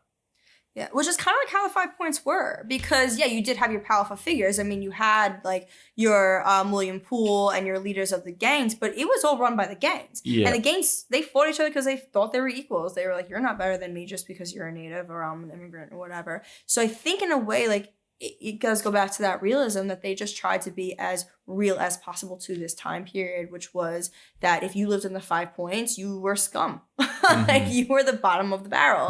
And even the butcher, even though he is this imposing figure, he's still a nobody when he walks down the street of Fifth Avenue. Yeah. You know, he's still looked at as scum. And even though, like, even when these people come in and he tries to like step up and be like, oh, well, you know, we'll protect you. And the cop's like, I'll do that. You're a nobody. To them, he is. So I think it's very interesting choices that I don't think Scorsese does anything by accident. Like, I think that everything is a choice with him. Yeah. You know? By the way, Monk getting thwacked, the way they did that in just like a shot and like, here it is, and didn't fucking cut in for anything. Like, he does that often, and I really like it. Yeah. I really like it. And I liked it in The Irish. I liked it in The Irishman. I liked it when Henry Hill was walking up the driveway and just fucking hit that dude with the butt end of a gun. Like, just show me what's good. Costuming and scenery. I know that you had a little fun fact you wanted to share with us about this. Oh, yes, please. Yeah. So I found out when I was watching Dunkirk that a lot of the historical films that are made, they actually do put a bit of modern streaming, that's not the right word, seaming, a bit of modern seaming and a bit of modern looks into the fashion so that audiences can connect with it easier. Oh. So in Dunkirk, they did this, and I noticed it a little bit in Game of Thrones, Gangs in New York, where it's not all 1860s. Some of it's a little later, some of it's a little earlier. You can tell it in the pants. You can tell it in the pants a lot. I think I saw a Gucci bag. Yeah, probably, right? Definitely walking down the street. It was right when she was getting mobbed. That's why they were hitting her, because they really wanted her Gucci bag. So they do these things. Cameron Diaz lifted a pair of off-whites off of some dude. Yeah. So they do that to kind of connect the audience to the characters a little bit better. Yeah. And Dunkirk, they specifically did that in the uniforms because these were such young kids. So that's actually where I learned it. Where I heard an interview with the costume designer, and he was like, "Oh no, it's like a thing. This is how we did this and whatever." And I was like, "Wow." So now when I watch films, there's certain things you could tell. That top hat was fairly accurate. Like when he's in that gray suit, that was a fairly accurate top hat for the time. It was a little off, but like certain things like the tails of the coats that they're in are sometimes different lengths, and like there was a specific length size at that point. So it's not completely accurate in costuming, but it works for the film completely. It's beautiful. And the scenery, like they built I think it was a couple miles of the 5 points. And actually, George Lucas came onto set and was like, they have computers now for this. He was like, you don't need to do all that. Yeah, he's like, you don't need to do all this. They have computers for this. And come by the ranch. Yeah, pretty much. And Scorsese obviously was not happy by that. But one of my big takeaways from this film was that we need to those top hats are fresh, dude. Those top hats are fucking boisterous. They're right out there. Yeah, we need to bring those back. Yeah. So like, if you took that same top hat, but then just like cut open a little bit of the top and flopped it over, it's easily like a hobo hat. Yeah, but if it's not, not when it's together. When it's all together, you're primo. It's a prim looking star hat. That's sauce on a Sunday afternoon. Baby. Indeed. So we really been driving this point home the whole time. We tie any loose knots you wanted to now with the directing. Scorsese, absolute powerhouse. Not my favorite. He's in it. Yes. I didn't realize he was in it until yesterday. Yes. He's in the rich house that Cameron Diaz robs. Really? That makes sense. He's sitting there as like the head table guy. Yeah. That's a little. I didn't really see him, but his eyebrows are just like, hey, I'm here. Yep. Martin, little Martin. Yeah, Little I Marty. feel like he very rarely does things like that. So I find Yeah, I it don't fun. remember it ever being a thing. I don't I think mean, I haven't ever seen every noticed film him. by him, but Not in his big ones. I mean, he's definitely not in Goodfellas. Let's say that I've seen that enough times. I feel like there Uh-huh. might be one other film he's in. He might be, but yeah, no, I do love that little tidbit. No, I think his directing style is kind of clear throughout the film. I think it's a little more odd for him, but I think it's just you watch it and there's no question who directed it. Like, and I think that's most of his films. He's so stylized in his way of telling stories that it's a mafia film even without being a mafia film. yeah, I mean, you know, he does like the classic character could get out of his problems, but greed basically keeps him in it. He does. You know what he didn't do that is very him? He has a motif of brotherly love in all of his films. And that wasn't really here. I mean, I guess the relationship between Amsterdam and Bill was kind of, but that was more like father-son. I think it was supposed to be Johnny and him. That's what I'm saying. Yeah, no, I think it was like supposed to be Johnny and him. if Johnny if it was like, okay, we're in Casino now and Johnny was Joe Pesci and Cameron Diaz was Sharon Stone, then maybe that would have worked out better. But then you have such a powerhouse like Butcher that is that too much going on? I don't know. We need to remake Gangs of New York. That's what I saw right here. I honestly Tit for tat, same cast, just with more Johnny. Same I would cast. completely Same cast. Hey, Liam, what are you up to? I would Yeah. completely Couple of rewrite. schmucks want to get you. No, you know who we'll switch Johnny though? Johnny will be the fence guy. And the fence guy with the first right after they rob the townhouse with the fire. And then they go to the guy and he's like who's in the 50% Irishman? goes up Yeah. to whoever, and then we split the rest among us. And then so he's the guy who's in The Irishman. Yes, Dope actor. I couldn't say his name right now. Honestly. The other guy that's one of their boys. He's right He's up in a front lot. in the final fight. Yeah. Yeah, he's the one that he's like, I forgot what his He's name one of is. Johnny's boys. It's, Yeah. It's Johnny, him, and the black kid. Yeah. Yeah. I know Yeah, what yeah. you're talking Yeah, about. he's the one that Yeah. dies at the end with he got stomped on by the Union Army. Did he die? Yeah. Oh shit. Oh yeah. No, I mean, well, you don't. It's we don't- implied. It's implied. There's no way he survived it. They had the bayonets and they're stomping on him. I mean, he's dead. Oh. Like, Oh yeah, everyone fucking died. yeah. Well, that's so I love the ending of this film. I know I have a lot of friends who don't like the ending of this film because it's a little unsatisfying. Because the riot is what kills Bill the Butcher. I mean, it's not Leo, because if we think about it, he was gonna die no matter what. I mean, that was a mortal wound that he had in his stomach there. Like, there was no surviving that sharp metal there. So it's kind of like unsatisfying in a way to the audience and to Leo's character.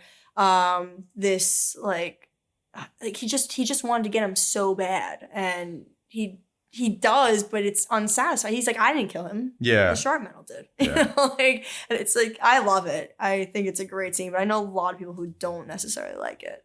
I do enjoy the ending. Yeah. I do enjoy the ending of this film. I don't think it's unsatisfying whatsoever. I think it is a satisfying ending. I understand that he doesn't get the right kill that you get, but you don't get a satisfying kill in the beginning either. Yeah, but When he kills the priest in the beginning, that's not a satisfying kill either. yeah, but it's also implied through the dialogue that was a brutal battle. That, like he says, it was all the scar I on my think face and stuff. you're saying like intentionally unsatisfying. Yes, Yeah. that's what I'm saying. Like, As far as a movie goes and wrapping up a movie, I was satisfied with the way that was wrapped up. Yeah. It's kind of like a Cersei Lannister killing.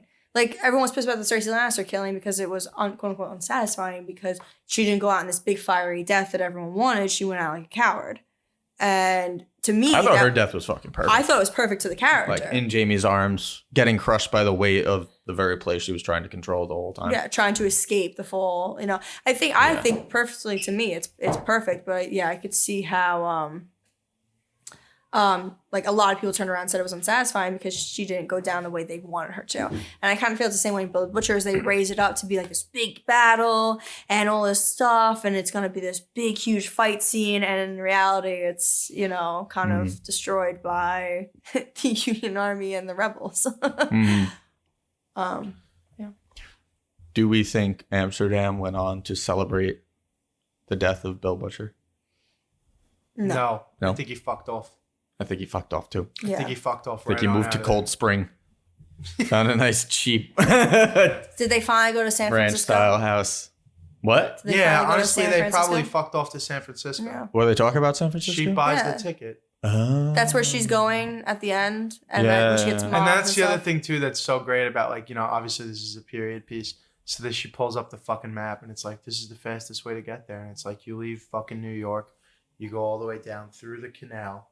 Uh-huh. Oh no, there's not even a canal there. You go around the fucking south tip of South America and up that way into San Francisco. Oh, to take the boat. You take the boat, yeah, Yeah. because there's no Oh. railroad yet. No railroad yet. Yeah, and you don't want to take the So fucking... they take the You fucking... don't want to take the Trail of Beers.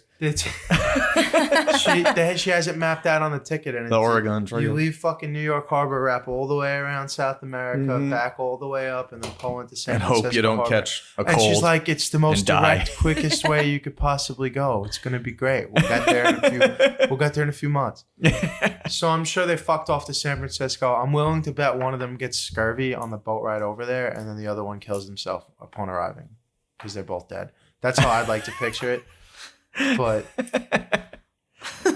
So Amsterdam knows nothing about people or society, right? No, he's When a he gets into fucking this. sociopath, dude. He literally he from goes, six. He goes into essentially educational jail at 4 to 6 years Yeah, old. gets pounded with some religion. It doesn't Yeah. enter there at the all. priest definitely backdoor him when he's in there. And then he fucking comes out Daddy. anywhere between 18 and 21 with one goal. One thing he's thought Yeah. about for the last 16 years. Kill Daniel Day-Lewis. Well, you know what they say. They know what they say is that psychopaths are born, sociopaths are made. So, Yeah, real sociopath thing. 100%. Like a diamond, So, built if- under pressure. That's all we got on. Something new every day. That's all we got on that. We're gonna take another quick break, and then we're gonna come back. We're gonna look at the Oscars from 2002, and we're gonna give out some awards of our own. Hey, buddy. How's it going? You remember the good old days, growing up, being a kid, going to middle school, not having a job? Mm-hmm. You had some stuff you had to do, right? Yeah. A little bit of chores. Some parents might call them I hated helping out around the house. You know, Yeah. this and that. Well, you have any you didn't like doing the most? What was your least favorite chore? My least favorite, Your daddy made you do growing up. least favorite chore, out of doubt. Scrubbing the kitchen floor with a toothbrush. I hated that. Scrubbing the kitchen floor with the toothbrush, dude. Yeah. Your dad made you do that? Yeah, it was fucking brutal. What the fuck, bro? I'm talking about mowing the lawn, man. I did that too. Yeah, man, mowing the lawn, it's no fun. And guess what? If you live in Suffolk County, it doesn't have to be a problem anymore. Why? Because we could have Next Level Landscaping come take care of it for you. Next Level Landscaping, they specialize in weekly lawn maintenance, as well as fall and spring cleanups, thatching, mulch, seeding, and topsoil.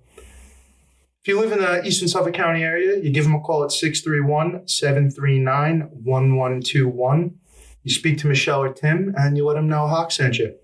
Again, that's Next Level Landscaping, 631-739-1121. Come get your grass cut by some professionals. Don't let Aunt do it with a toothbrush. All right, and we're back. So we're gonna go over the Oscar awards and our awards. So they were actually Gangs of New York was nominated for 10 Oscars, and they won I don't think any. They didn't win any. They were nominated for Best Picture, Best Actor, Best Director, and Best Original Screenplay. And they actually won only Golden Globes for Best Picture and Best Original Song. And that was it. So now I have to know who was up. They were up for Best Picture. They were up for Best Picture, Okay. yes. Which song? Was it the one about the people being sent off to war? I guess it was a Bono song. I'm not even sure what song it was. It just Oh. said Bono, and I think it's the one that plays during the credits. Oh. But I'm not sure. I don't know. Let me see. I'm pulling it up. Where was Best? There's no best supporting? No. Nope. This Yeah. is silly. No, it was like they had like best. Oh, here we go. Best. So best picture that year was actually Chicago, I think I knew this. the musical. I think I knew this. And then The Hours, Lord of the Rings, Two Towers, and The Pianist were also nominated that year with Gangs of New York. But yeah, no, from Okay, actor in so Daniel Day-Lewis was the leading role. Yes. Yes. Oh, that's odd too. I have no idea what's happening. Yeah, I mean, honestly, I feel like the Oscars are a bit subjective, personally. But yeah, no, they it's funny because John C. Reilly was actually nominated for Best Supporting Role for Chicago that year. Oh, who's that guy? Yeah, he's great. He's a great actor. Love John C. Reilly. John C. Reilly's incredible. But I guess we'll do our Go right awards. now to our awards. Oh, Leo also had Catch Me If You Can going around this year. Yes, he had a couple things going around at the same time because originally this was slated to be released in December of 2001, and it got pushed back to December 2002. Which I thought was interesting that they didn't go back and take out the shot of the Twin Towers, but because they left that in there. Yes. Yeah. I remember Which they that. had the time to take it out. Little Yeah. homage there. Yeah, so it was a nice little shot. But our awards, so our first award is Best Performance. I'll start with Gage. Who was your best performance? In Gangs of New York. We've been talking Bill about this the entire Butcher. time. This is silly. What are we doing? Yeah, I agree. It's Daniel Day-Lewis. Yeah. By far. I mean, the only other nominee is... It's one of the best characters of all time. The only other nominee is Leo, and it's not, unfortunately, despite a great performance, it's Daniel Day-Lewis. The dude is the human chameleon. It's an incredible, iconic role, and that's all I have to say on it. I think it's pretty cut and dry. I don't think there's anyone who's even close. No, I think if you recast Bill the Butcher with someone else, then Leo wins the award. But If you recast Bill the Butcher with someone else, we're not sitting here talking about this movie 18 years later. Facts. Yeah, Who was the probably original Bill the Butcher? The Boys comic came out way after, right? The Boys comic, Yeah. Billy Butcher, that came out in like 09. Yeah, definitely not him. well, Bill the Butcher is. I was just wondering if he was the OG Bill the Butcher. Right now. Well, There might be Billy- another well, Bill Butcher. The character's name in The Boys is Billy Butcher. Yeah, I and know that. This guy's. I was Billy wondering which Lee one Butcher. came first. Which fictional character The came Butcher. first. Yeah, who is based on William the Butcher Poole, Correct. not Bill the Butcher Cutter. Or cutting, Cutting. right? Cutting. Yeah. Bill the Butcher cutting. Okay, so The heat check. The heat check will explain really quick for those who aren't fans of sports, specifically basketball. It's a basketball term. The heat check is the player that comes off the bench, maybe only plays like 10 to 14 minutes, explodes for a couple of threes, helps the team win. So in terms of a movie, it's the guy with the least amount of screen time that just brings it. And for me, I was trying to come up with other nominees. The issue with it is that you're either like you're there in the background, like Hellcat Maggie, she's there, we see her, she's barely involved, or you're in the movie too long. Because I think you brought up Mad Eye Moody, Monk, yeah, Yeah, Monk. but Monk as would soon be as you there. brought it up, he's in it way too much. I don't think he's in it too much. I think he's in it way too much. He's got like 5 scenes. no, he's more than that. No, No, he's heavily involved yeah. in the end of the Yeah. movie. Three. Oh. Because once they When make that him, whole part when they put him up Oh. for sheriff Mhm. and he's Yeah. doing all of that good stuff.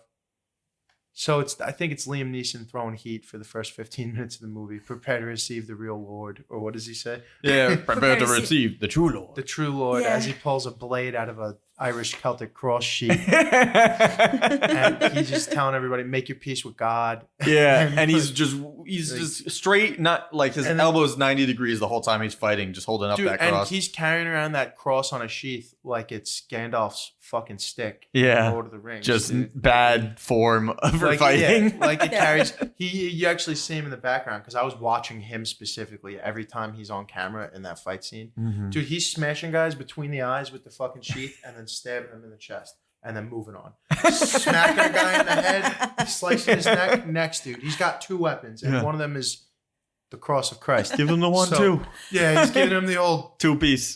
fucking 2-piece and a biscuit, but it's a cross and then a not really well sharpened blade at all. And then even before the fight, he's shaving himself and the whole. No, you leave the blood on the Yeah, blade. yeah. Oh, It's dude, he's throwing fucking heat the entire time, and I don't see a world where it's not him. can I bring Good up on some Liam. things about this opening scene? First Yeah. off, you have no idea where the fuck they are. It's like we're in a cave. Okay, we're out of the cave. We're in this wooden structure. Oh, there's a shit ton of people here. It looks like people took a mine shaft basically and made a home out of it. It's a Oh tenement no, building. it's a brewery.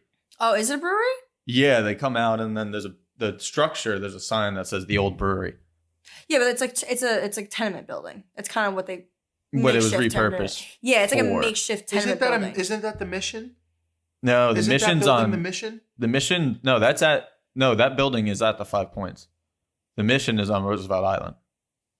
No. That Roosevelt Island, Hellgate. I'm not that the mission. Oh. Their mission. The dead cat. The Protestant, not the Protestant. The Roman Catholic. The Irish were Roman. The Irish Catholics. are Roman Catholics. The Roman Catholic mission is that building that they're in the beginning. That's where their church is. Yes. That's why that's their headquarters. Yes. Yeah. May the Lord guide my hand against your Roman popery. Yeah. I was hoping someone would bring up that line. I literally had it written down to say it if someone didn't. That's probably one of my favorite lines in the entire movie. Yeah, I'd probably say Liam Neeson too. I mean, just based on his amount of time in the film, it probably is one of the most powerful scenes. And I mean, this is a movie, performance. unfortunately, where there's like 4 or 5 people that matter, and then everybody else just kind of exists in the framework of it. Because like you barely see it, like we said, Hal Maggie barely see it. Yeah. Monk is in it too much. He's one of the guys that's in it too much. Everyone else you just kind of see hanging out. Well, I would say John C. Reilly is in it too much too. John C. but Reilly's he's fantastic. absolutely in it too He's much. fantastic. He's incredible too. There's the fence guy, but he doesn't really make an impact real hard. Yeah, he's eligible. Yeah. He's eligible, but he's not taking any votes away from Liam. Yeah, Mhm. no. That's the thing. Anyone that can stand up to Liam is in it too much. Anyone that has a rule that could stand up to Liam is just in it too much. So I have to agree with Liam Neeson. So most quotable scene or line. I have 2 that were 2 of my favorites. This first one is in Tammany Hall. It's Tweed talking to Butcher. It's the appearance of the law must be upheld, especially when it is being broken. When they're Yes. Yeah. Such a great line. I love the pause there too. He takes a pause. No, the appearance of the law must be upheld, even while it's being broken. He's fantastic. Jim Broadbent is such a great actor. I don't know if either of you ever seen Moulin Rouge, but him as Harry Ziegler is fantastic in Baz Luhrmann's Moulin Rouge. Mm-hmm. So, and it's a very similar role, but more exuberant Mm-hmm. in Moulin Rouge. But that's a great. You has so many good lines. The other one I had written down was right after he gets shot in the theater. He said, "Fuck God, he'll make his peace with me. I'm gonna teach you to speak English with this knife." I'm gonna teach you how to speak English with this fucking knife. That's fucking incredible. And What is he saying? Yeah. I think he's making his peace with God. Fuck God, he'll make his peace with me. That's such a badassery. Yeah, that is I am such your a God. good He one. might as well have just said, "I am your fucking God." Yeah. And the other one that I've always loved is at the end of the movie. Well, not towards the end of the movie. You think it's the end of the movie, but then you look and there's 40 fucking minutes left. But when he tries to kill Billy the first time, when he tries to kill him, and he says, you saved my life one night just to murder me the next like a sneak thief." And then, of course, when they're hanging in the gallows and when they're about to go hang the people, there's a lot of crime right now. There's a lot of crime going on in the points. We got to send a message. What do you want to do? Think we should hang somebody. Because how many? 3 or 4. Which one? is it? Which 4. So those are my 4 nominees. Any more you guys want to throw in there? And then we have What to is the settle. line with sneak thievery, sodomy, and public detriment? What is it? Oh my God! It's sneak thievery, sodomy, strangulation, and enthusiastic detriment to the public. Enthusiastic corruption of the public good. And 1 count of enthusiastic corruption of the public good. I pretty much love any line that comes from Boss Tweed. I think he is the perfect politician. I really do. He's great. Even when they're burying everybody at the end, and he's like, buried a lot of votes today. Yeah. There's a great Fucking line. cock, dude. One of his best lines is, and actually right before that is, remember the first rule of politics: the ballots don't make the results, the counters make the results. The counters keep counting. Because he says, the guy comes over, he's like, we've ran out of ballots, and he's like, it doesn't matter about the ballots. Like the ballots don't make the votes, the counters do. So it's just such a corruption thing, and I love it. And we go back to JFK. JFK is one of those presidents that did he really get elected fairly? I don't know. That's another podcast. But So which one wins? Wait, for what? The quote. Oh, Unless you hold have on. more. I have some more. I don't know Hit how us, many hit I could us. say. But I'm willing to bet there's a few you just avoid them. one of the ones I love that Leo says is, when you kill a king, you don't stab him in the dark. You kill him Yeah. where the entire court can watch him die. It's one of my favorite lines in the entire film.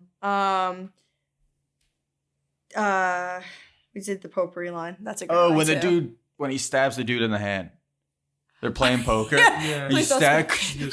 Yeah. He goes, Please don't make that sound again. yeah. It was like it's a gentleman's game. Make a gentleman's bet. And throw some change on the table, and then he's like, "Oh, I'm not trying to bet big, Bill." The great line too. Oh, that's a wound. That's a No, wound. that's a wound. Um, That's You a get- kill. But one of That's a wound. You have to pay for the pleasure of my company, or whatever he Yeah. said.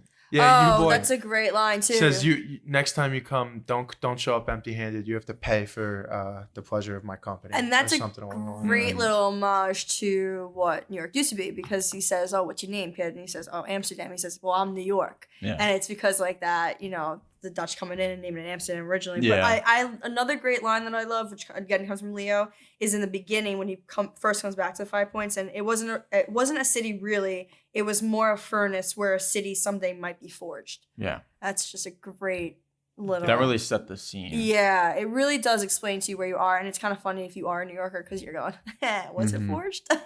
Yeah. How great is that city? But I do think that the best line is the sneak thief. I think the sneak thief is one of the best What? lines. You saved my life one night just to save me the next, like a sneak thief. Yeah, he saved my life one day so he could kill me the next like a sneak thief instead of fighting like a man. I think that's like one of my favorite lines. But I also think one of the best scenes is the ending. I think the ending is one of the best scenes. When Well, That's where we're going next. My vote has to go to fuck God, he'll make his peace with me. Yeah, fuck God, he'll make his peace with me. I'll teach you English with this knife. I'm not mad if that one wins. All right, yeah, I'll give it to that one. I'll let that one win. That's a great line. Honestly, Yeah. like this movie is just it's so well quotable. written. It's so quotable. The lines are So- so good. The next and final award we're doing today, and we're gonna play with this as we move on. But right now we're going for most polarizing scene. So in terms of either people loved it or hated it, or you loved it and hated it, or you really love it or you really hate it, you feel strongly about it one way or another. And my pick is the whole sequence when they're getting off the boats and they're throwing the rocks. Go back to Ireland, you dumb Mick. and then they transition into signing up for the army without even really knowing what they're doing, and that whole thing. And why I love it so much. First of all, it's funny. Like, just go back to Ireland, you dumb Mick is funny to me. It's also- it's like a brick wall of a statement. It's like, all right, there's nowhere to go from here. I don't fucking like you because I know nothing about you. Get the fuck back to where you came from, you potato eating fuck. So the reason that I love it so much is because it's almost like it's so on the nose and done, not over the top, but it's so on the nose, and it's almost to a point where it's satire, Yeah. where it's like, can you believe this is how, we really used to believe and act here in America?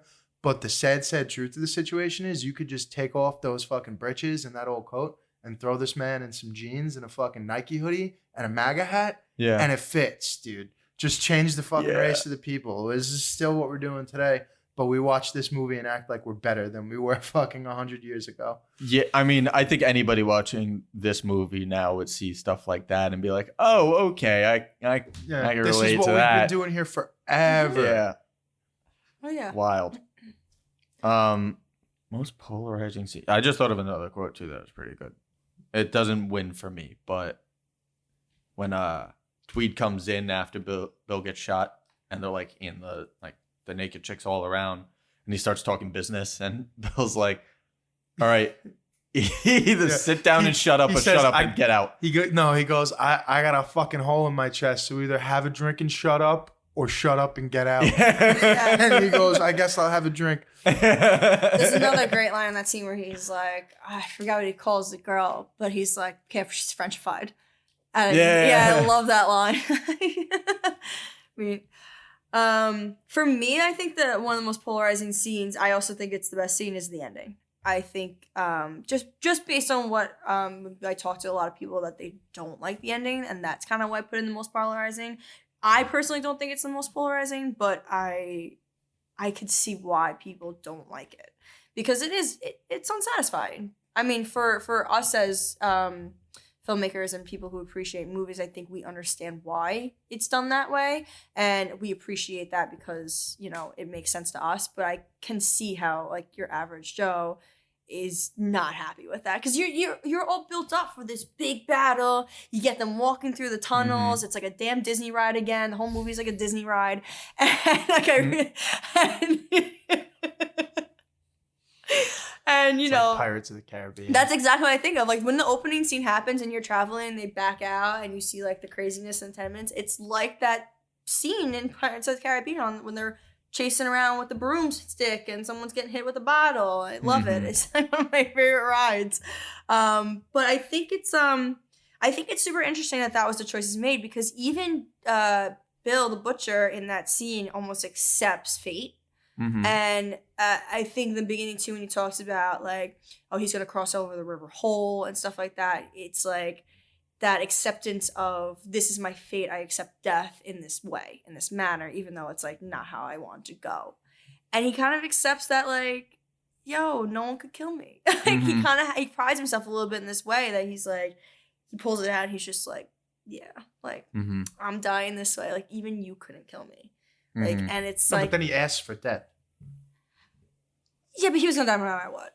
Like, he was gonna bleed out. There's no saving him. He's proud in that moment. He says, I'm proud to die true I'm native. finally going to die a true American. Well, True does he say American. true No, native or true true American. American? It's Like true a true American. He says, I'm going to die like a true American. And he's basically, in his mind, dying like his father, even though it's nowhere near the same, because his father died in battle. I mean, it's still battle, but his father died for the country, and he died essentially for himself. Right. You could say he did it for the 5 points, but 70% of the 5 points fucking hated him, and they weren't really doing nothing for him, or he wasn't doing anything for them. So it's kind of like this false sense of like, oh, like being as good or trying to be as good as his father was in his eyes. Because he paints this picture the whole movie about how his father was a true American and he died on the battlefield for you stupid micks, and now you don't want to, do the same, you have no respect, whatever. And he kind of feels the same way, like he's this hero of the 5 points, but he's not. He's a scumbag. But you could argue that all villains think they're the heroes. They're the heroes of their story. More often than not. Yeah, But not always. Any good hero, any good villain, I mean. The good villains. Good for villains, sure. like a good villain is a hero in his own In right. the words of the late, great Heath, some men just want to watch the world burn. That was not Heath. That was Michael Caine. You're right. It was Michael Caine. Talking about Heath. Talking about Heath. Yeah. Yeah, I mean, Some men just want to watch the world burn. I don't have a good Michael Caine. That was nice Sean attempt. Connery. It sounded like a halfway decent Sean Connery. I do. but Every time I try Michael Caine, it turned into Sean Connery. Famous titties for 400. Dolly Parton. all right, so what's your most polarizing scene? What do you think? When Bill gets shot. Definitely when Bill gets shot. Because Amsterdam is there next to him in the start of the scene. They're throwing shit at Lincoln on stage. They're screaming, "Go back to your country." Like, Amsterdam has fully forgotten everything that he did believe in the beginning of the movie. And was so just under the wing of Bill. And then this dude comes in. His instinct is just like, protect Bill. Dives on the guy. Kills the first person he's ever killed. Yep. And then has that whole that is polarizing to me. Like, just being on an ultimate high and then realizing like, oh no, I'm just like mentally fucked right now. Like, I lost my way entirely. Yeah, I kind of agree with that. That's I good felt polarizing that scene. I felt that, and I thought about that when I watched that happen when he kills the guy, because that's when I guess today I realized it. I don't know if I would say that you don't realize it, but today for whatever reason I realized it. I'm like, oh, that's the first time he's actually really killed somebody. Yeah. Like straight up pull the trigger. I mean, that we know about. But Yeah. In the movie, it's the first time you see it. It's kind of implied. Yeah, and though, it's just that's some what guy, it is. like you have, like, that's it's just some guy probably with good intentions. And that's also part of, I never really got to it with the finish, with that finishing scene, that he doesn't really kill him, and he probably couldn't really kill him. Oh, like if he had to be the one to do it? Yeah, like it had to happen that way, because I bet you that's just, I mean, we're talking about a fictional story that was finished 18 years ago, but just the vibe I got. Like, he is not a cold-blooded killer or a murderer, and I don't think he ever. First of all, why do you try throwing a knife at a knife specialist? So that you don't have to be near where he can stab you. Because, and also you don't have to drive the blade in. Mm-hmm. I mean, Just some a people, thought. Some people just don't have it in them. Some people are just not killers. Just a thought. I thought about it when I saw that scene today. Mm-hmm. That he's not really this killer, like you see, and even Johnny, like they're not really these killers, like you see all these other guys just out here murdering people. Yeah. At least from what you see. Johnny's They're not. Johnny's He's a kind of thief just and like. Johnny is like a ultimate, like he's a It's almost rodent. like he thinks that he needs to be a killer. Yeah. Well, I think that was the time, the age. That like just that's what the times were. I mean, you had to be tough. You had to be, no, you couldn't let anyone. Fuck Well, with I mean, you. trust me, he also like experienced something very different at a very young age. You could say different. You could say different. Very unusual. But he wasn't the only for a boy who 6-year-old. lost their father in that great battle Certainly not. at the defeat of. But he's the only one who switch fucking flipped. He's the only one. He's the only one who tried to fucking fight the rest of the Bowery boys afterwards. Remember, he takes the knife out and starts swinging it at him. That's how Yeah. he runs away. Yeah, so they Yeah. capture him and then they turn him into the law, and then the law puts him in this little reform school for 16 years. No, they send him there. Well, because Bill said turn him over to the law. Like when he walked away. They're like, He "What says should we turn do?" him over to the law. Yeah. Yes. Oh. Yeah. Well, I mean, that's what they did with Wayward Boys. Yeah, I'm sure. Yeah. Can't have them run the streets. That was already too many running the streets. And now we got this one on our hands. We're going to put you Yeah. to good use and make you learn the Lord. We're So going to teach you Protestant, Catholic, Potpourri. Protestant. Your Roman potpourri. We're going to teach you some good old fashioned Protestant Catholicism. Yeah, see how well that's worked out Fucking for us. Plymouth Rock, bitch. Anyone else got anything to touch on? The great film that is Gangs of New York. Do you still think it's still one of your tops, right, James? It's in my top 10. Not yours anymore, Gage? Nah, my top. Was it ever in your top 10? It was at one point until I started watching more movies and went, hey, there's some really good fucking movies out there. Do you feel like it's hard to keep like your top? Like, you feel like it's constantly changing? Yeah, I mean, like The Handmaid, and I just saw that for the first time, and that slipped its way in the top 5. I'm like, oh, okay. So at any point, that could just like The movie? Never seen not that. Handmaid's Tale. That's why for a second I had to No, double The check. Handmaiden. It's a Korean film by Park Chung-wook. He did Old Boy. Okay. Yeah, no, I have not seen that one though. Yeah, go watch Old Boy. Go watch. Okay, Old Boy is part of a triptych of films, kinda, where it's like, you know what a triptych is? It's like I may, but you should probably explain it to the listeners. So for those who don't know, it's it's when you go in a museum and you see 3 paintings side by side that are all have a similar theme, but they're 3 separate paintings. So he did 3 movies which have the theme of vengeance, and it's first Sympathy for Mr. Vengeance, and then Old Boy, and then Sympathy for Lady Vengeance. All 3 great movies. And they don't relate to each other than the thematic element Gotcha. there. All But right. yeah, favorite movies, they change. Do you feel like that too, James? Your favorite movies constantly change? Yeah, but some of them are like in there. Like Just locked in. Like Jurassic you Park you- for me, locked in. you never dislodge Empire Strikes Back. You're never gonna dislodge that out of the Mhm. number 1 spot, probably as long as I live. Mm-hmm. But yeah, there's definitely room because there's been like trying to think of things that came out like Goodfellas not for me within is the locked last, in. not within one, Mhm. not within the last 5 years, but from the first time I saw it in the movie theater, American Hustle is in the top 10 or 15. And Wolf of Wall Street. You know, there's always room. I don't know what necessarily gets bounced. I'm not really keeping a huge literature here, but there's, you know, things come out and then they take the top spot and you don't necessarily know it at the time what's getting kicked out of the list, but that's kind of the way it goes. Yeah. But some of these movies aren't going anywhere. And you think Gangs of New York is one of those? For right now, yeah. Okay. Mm. Sticking with 8.4 out of 10. So 4.2. Yeah, I'm going to stick with my 4.6. I'm sticking with my 4.1. Hey guys, thanks for listening to the show, whatever movie it was about. This is a generic pre-recorded outro, but we hope you had fun. We sure do. Thanks for listening. See you next week. And the only prescription is more cowbell. We will not go quietly into the night. Stay gold, pony boy. I will not die sober. Get those fucking loose. That's all, folks.